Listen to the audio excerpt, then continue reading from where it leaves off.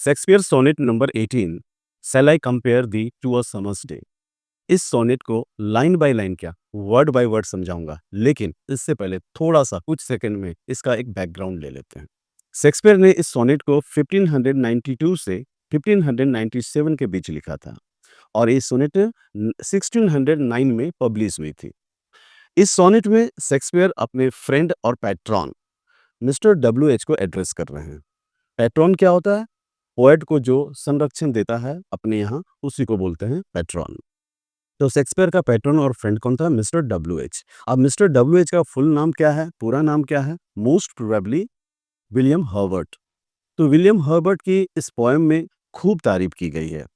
उसे बताया गया है कि विलियम हर्बर्ट समर्स के एक दिन से भी बहुत ज़्यादा खूबसूरत है। अब यहाँ समझते हैं कि भाई कोई किसी की तारीफ करता है, किसी की खूबसूरती की तारीफ करता है, तो उसको कंपेयर किससे करता है? फूलों से करता है, चाँद से करता है कि मेरा दोस्त चाँद से भी खूबसूरत है। लेकिन शेक्सपियर ने अपने फ्रेंड की खूबसूरती की तुलना समर के एक दिन से क्यों किया है? ये समझने वाली बात है।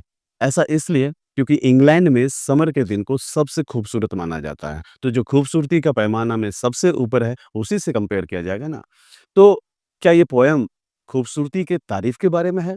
है तो, लेकिन इससे भी इम्पोर्टेंट थीम इस सोनेट का है, जो मैं आपको बाद में बताऊंगा। सबसे पहले इस सोनेट को line by line, word by word समझ लेते हैं। तो चलिए शुरू करते हैं। Shall I compare thee to a summer's day. ध्यान से देखो, ये जो लाइन है, shall I compare thee to a summer's day, ये एक रेटरिक क्वेश्चन है।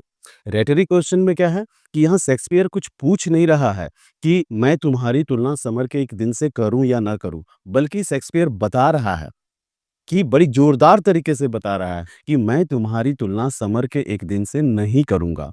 क्यों भाई? समर तो इंग्लैंड में सबसे खूबसूरत होता है, फिर उससे तुलना क्यों नहीं करेंगे? हम अपने दोस्त की खूबसूरती की तारीफ में उसकी तुलना चांद से करते हैं, फूलों से करते हैं, तो फिर शेक्सपियर ऐसा क्यों चाहता है कि वो अपने दोस्त की खूबसूरती की तुलना समर के एक दिन से न करे?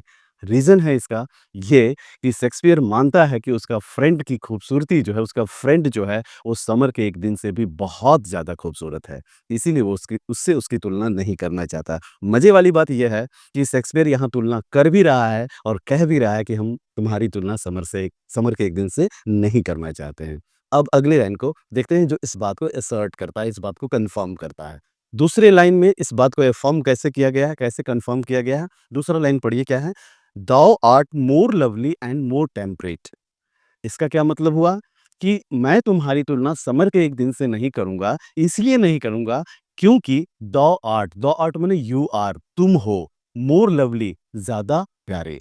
तुम समर के एक दिन से ज्यादा प्यारे हो, एंड मोर टेम्परेट, और ज्यादा टेम्परेट हो, ज्यादा संयमी हो, ज्यादा सेल्फ कंट्रोल्ड हो। अब यहाँ समझिएगा, टेम्परेट वर्ड के साथ शेक्सपियर ने खेला किया है, बहुत अच्छा यूज किया है टेम्परेट शब्द का। टेम्परेट वेदर में समर के लिए टेम्परेट का मतलब क्या होता है? Not very hot, not very cold, मतलब माइल्ड वेदर, जो कि हर किसी को अच्छा लगता है। एक बसंत का समय होता है ना, जो बहुत खूबसूरत लगता है। तो माइल्ड क्या बोलता है? माइल्ड तो समर भी होता है इंग्लैंड में, लेकिन मेरा जो दोस्त है समर से भी ज्यादा माइल्ड है। मतलब मेरा दोस्त ना ज्यादा गुस्सा करता है, ना ज्यादा शांत रहता है, एक संयम में रहता है, एक सेल्फ कंट्रोल में रहता है। अब सवाल पैदा होता है कि शेक्सपियर ऐसा क्यों कहता है कि मेरा जो दोस्त है वो समर से ज़्यादा टेम्परेट है, ज़्यादा संयमी है, ज़्यादा खूबसूरत है, ज़्यादा प्यारा है? इसलिए कहता है क्योंकि आगे वो क्या कर रहा है, वो समर के डिफेक्ट को दिखा रहा है कि समर में क्या-क्या दोष है और ये सारा दोष मेरे फ्रेंड में नहीं है। जैसे क्या अगली लाइन पढ़िएगा क्या है? "दो rough winds do shake the darling birds of may." Rough winds किसका होता है? समर का। समर का जो रफ विंड्स होता है, रफ विंड्स का मतलब क्या है? तेज और बेरहम हवाएँ। ये समर का जो तेज और बेरहम हवाएं हैं, डू सेक माने झाड़ देता है, गिरा देता है क्या? The darling birds of May, मई महीने में जो प्यारी प्यारी कलियां खिलती है, वो उन कलियों को ये रफ विंड क्या करता है? झाड़ के गिरा देता है। अब ये तो बुरा है ना भाई, कलियों को, प्यारी कलियों को बर्बाद कर देना, ये तो बुरा है, लेकिन मेरा दोस्त ऐसा कभी नहीं करता है। अगली लाइन में देखिएगा क्या बोल रहा है? And summer's lease hath all too short a date. यहाँ समझने वाली बात है, and summer's lease.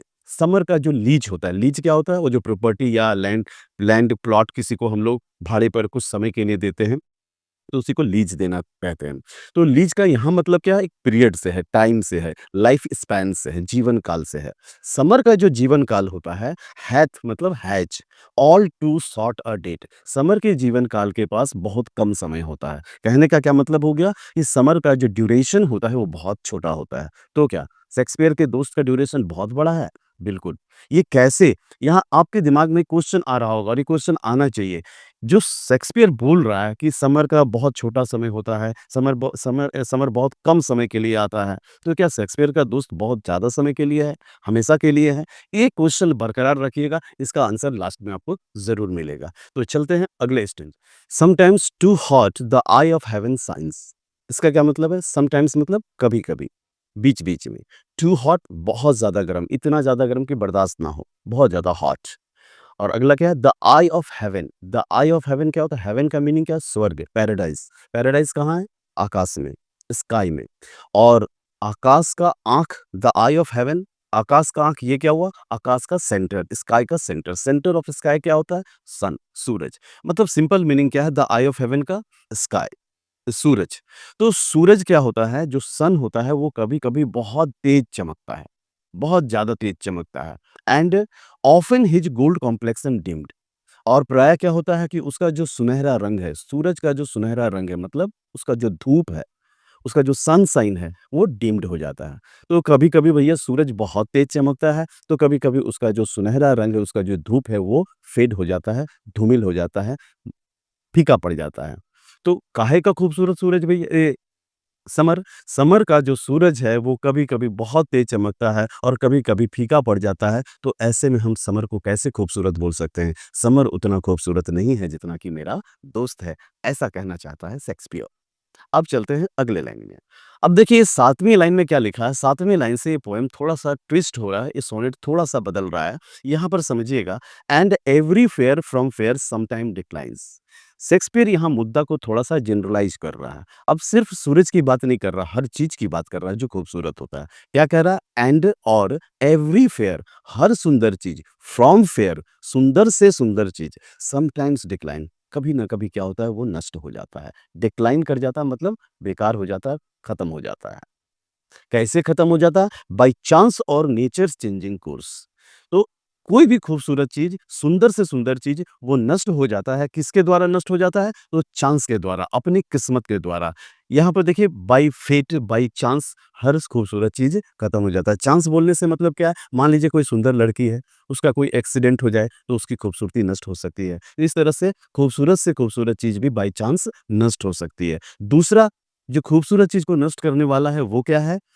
Bye nature's changing course untrimmed. इसको समझिएगा, इसमें बहुत सारी बातें हैं। नेचर्स चेंजिंग कोर्स ये क्या होता है? नेचर का बदलने का जो कोर्स है, बदलने का जो नियम है। नेचर के बदलने का क्या नियम है कि नेचर जो है परिवर्तन के नियम को फॉलो करता है। वो हमेशा हर चीज़ को बदलते रहता है और नेचर का जो ये नियम है कि वो हर चीज़ को हमेशा बदलते रहता है, ये नियम जो है अनचेंज्ड है, अनकट है, ये अनट्रिम्ड है, ये कभी भी चेंज नहीं होगा। मतलब नेचर का चेंज होने का नियम कभी चेंज नहीं होगा। नेचर हर किसी को बदलता रहेगा, हर सुंदर चीज़ को खत्म करता रहेगा, लेकिन ये जो रूल है नेचर का, ये कभी खत्म नहीं होगा।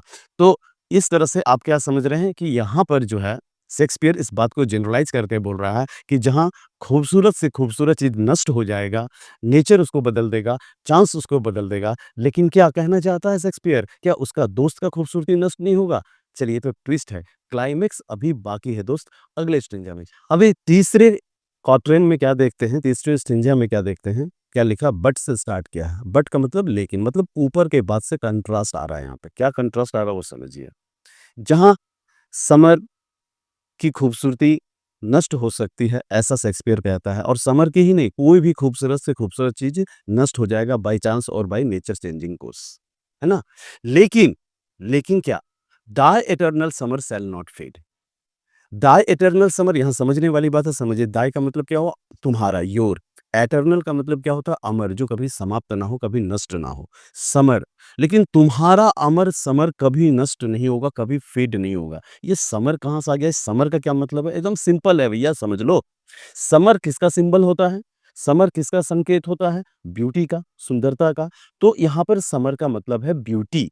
दाई एटर्नल ब्यूटी, दोस्त तुम्हारी जो अमर खूबसूरती है, शैल नोट फेड, वो कभी फीका नहीं पड़ेगा। और nor lose possession of that fair thou owest, और ना ही तुम उस अधिकार को खोओगे। लॉस माने खो देना, पोसेशन माने क्या होता है? पोजेशन का मतलब अधिकार। तुम उस अधिकार को भी नहीं खोओगे। कैसे अधिकार को? ऑफ दैट फेयर दो ग्लोबिस्ट, अपनी खूबसूरती का अधिकार, जो तुम्हारी खूबसूरती है, जिस खूबसूरती को तुम ओवेस्ट करते हो मतलब ओन करते हो, जिस खूबसूरती के तुम मालिक हो मेरे दोस्त, उस खूबसूरती का अधिकार तुम कभी नहीं खोओगे। बट ये कैसे हो सकता है? इतना ही नहीं, आगे लाइन में देखिए क्या कह रहे हैं, नोर shall death brag thou, nor shall death brag thou wander'st in his said.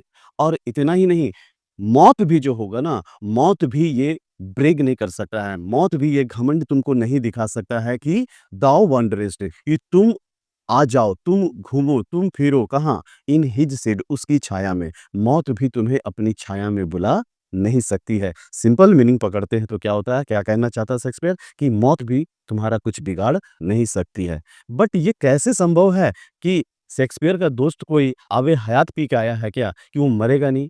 बोल रहा मौत भी तुम्हारा कुछ नहीं बिगाड़ सकता है। कैसे? इसका ट्विस्ट आपके अगले लाइन में इसका हिंट्स आ रहा है, कैसे नहीं बिगाड़ सकता है मौत उसका कुछ, क्योंकि क्या है, when in eternal lines to time thou growest, जब तुम मेरे अमर पंक्तियों में, एटर्नल लाइन्स मैंने अमर, मेरा पंक्ति जो मेरा जो लाइन है वो कभी खत्म नहीं होगा। इन लाइन्स का क्या मतलब है? लाइन्स का यहाँ पर मतलब है पोएट्री। पोएट्री, मेरी पोएट्री इस दुनिया में कभी खत्म नहीं होगी। यहाँ पर समझने वाली बात है कि शेक्सपियर भी इस बात को जानता, जबकि उस समय शेक्सपियर कोई फेमस नहीं हुआ था, बहुत ज़्यादा नाम नहीं था शेक्सपियर का। छोटे-मोटे ड्रामा कंपनी में काम करता था वो। लेकिन वो जानता था कि मेरी जो पोएट्री है, जो मैं ये सोनेट्स लिख रहा हूँ, ये सोनेट दुनिया में फेमस होगा और फेमस रहेगा, ये कभी दुनिया से मिट नहीं पाएगा। इसीलिए वो कहता है कि मेरे अमर पंक्तियों में, मेरी अमर कविताओं में, मेरी अमर काव्य में जब टाइम के साथ तुम ग्रो करोगे, तो मौत भी तुम्हारा कुछ बिगाड़ नहीं पाएगा। अब फाइनल कपलेट देखते हैं, जिसमें शेक्सपियर ने एक चमत्कार कर दिया है, एक मिरेकल कर दिया है, और यहीं पर वो थीम है जो मैंने इस पोएम को समझाने से पहले कहा था, वो थीम मैं आपको देखिए कपलेट में क्या लिखा है, so long as men can breathe और आईज कैन सी। मतलब क्या हुआ? जब तक मनुष्य, मेन माने मनुष्य इंसान साँस ले सकेगा। जब तक इंसान साँस लेगा और आइज़ कैन सी, और मनुष्य की आँखें देख सकेगी। क्योंकि जब तक इंसान साँस लेगा, उसकी आँखें देख सकेगी, तब तक कविता पढ़ी जाएगी, और मेरी कविता पढ़ी जाएगी, दुनिया में मेरी कविता फ़ेमस रहेगी। तो जब तक इंसान साँस लेगा, जब तक उसकी आँखें देख सकेगी, तब तक वो मेरी कविता पढ़ेगा, और तब तक सो लॉन्ग लिव्स दिस, तब तक जिएगा ये माने क्या? दिस माने what? This means my poetry, मेरी जो कविता है वो तब तक जिएगी जब तक मनुष्य देख सकेगा और वो साँस लेगा। और मेरी कविता तब तक जिएगी, तो ये मेरी कविता, दिस गिव्स लाइफ, और ये मेरी कविता, मेरा जो काव्य, मेरी जो पोएट्री, मेरा जो सोनेट है, गिव्स देता है लाइफ टू दी, तुमको ये जीवन देता रहेगा। तो इस तरह से क्या कह रहे हैं कवि, पोएट यहाँ पर इस चीज़ को समझिएगा, पोएट यहाँ 2 बात कह रहे हैं, दोनों में कोई कंट्रास्ट नहीं है, इस बात को समझिएगा। एक तरफ तो वो अपने फ्रेंड की तारीफ़ कर रहे हैं, उसकी खूबसूरती की तारीफ़ कर रहे हैं, और दूसरी तरफ ये भी बता रहे हैं कि मेरी जो पोएट्री है, या कोई भी जो पोएट्री है, वो टाइमलेस होती है, वो कभी खत्म नहीं होता है। पोएट्री एटर्नल होता है, आने वाले युगों-युगों में, आने वाले समय-समय में पोएट्री पढ़ा जाएगा, पोएट्री कभी इस दुनिया से मिट नहीं सकता। तो टाइमलेसनेस ऑफ पोएट्री, जो इस सोनेट का मेन थीम है, उसको यहाँ पर शेक्सपियर ने एस्टेब्लिश कर दिया है। ऐसे सोनेट पढ़ने के लिए चैनल को सब्सक्राइब कीजिए और चैनल के साथ बने रहिए।